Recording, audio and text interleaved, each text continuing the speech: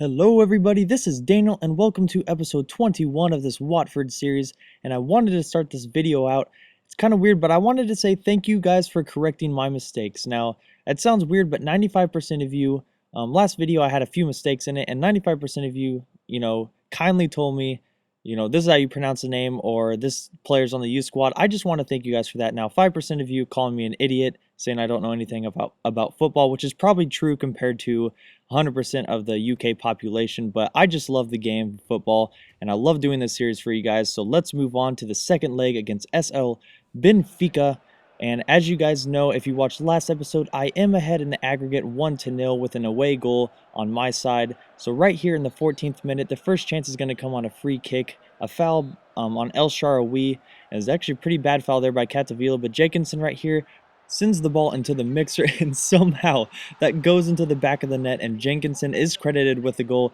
Although it did hit, I don't know, one of those three players in that mix right there, it did hit, but Jenkinson gets his first goal as a Watford player, so congratulations to him. Right here in the 18th minute, Sigurdarsson weaving his way through a little sidestep and puts that into the back of the net, and suddenly I am up 3-0 in the aggregate, 2-0 in this match, and I am in complete control.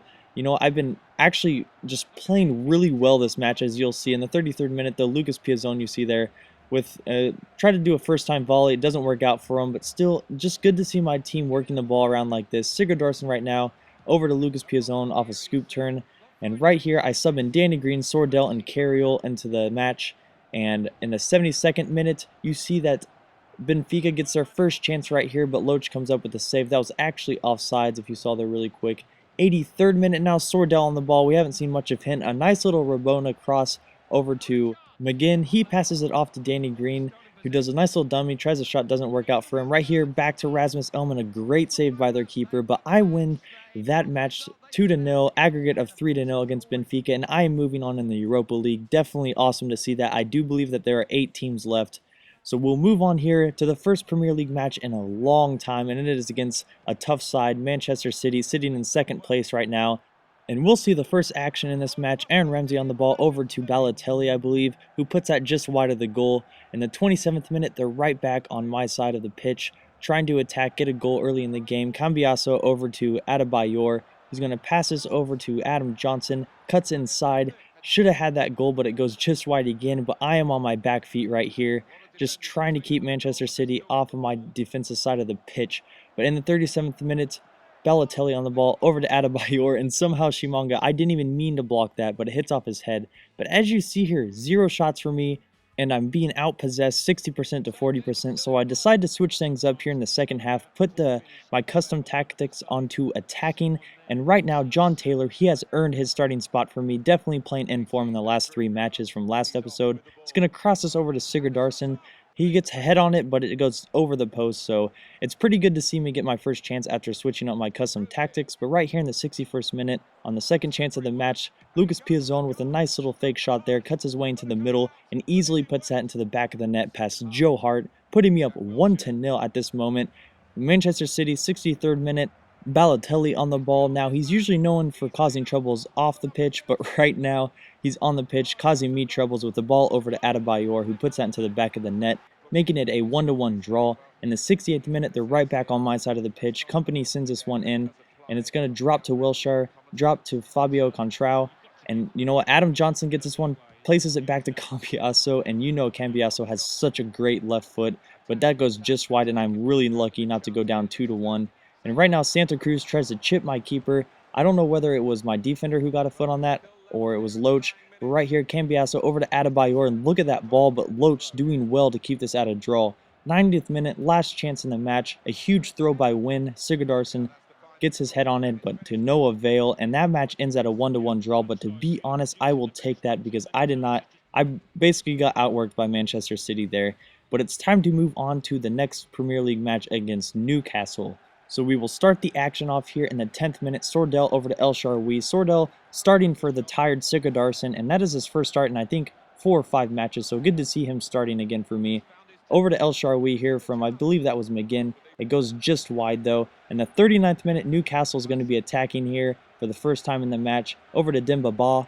and he is going to dribble this over. I'm trying to contain his shot, but also cut off the pass as usual over to Abassi, and their first chance goes wide. Now, in the second half here, I sub in my 2 youth academy players, Danny Green and Matt Charles, due to some of my players being pretty tired and just trying to get them experience and get their overall points up. And right here, El Shaarawy on the ball is going to pass this over to Rasmus Elm, who's going to pull this back into the middle of the pitch, pass it over to Danny Green, and this kid has an amazing finesse shot at only 61 overall. I don't know what it is, but that first touch inside lays himself up beautifully for that finesse shot, and that goes in, putting me at 1-0 here in the 90th minute.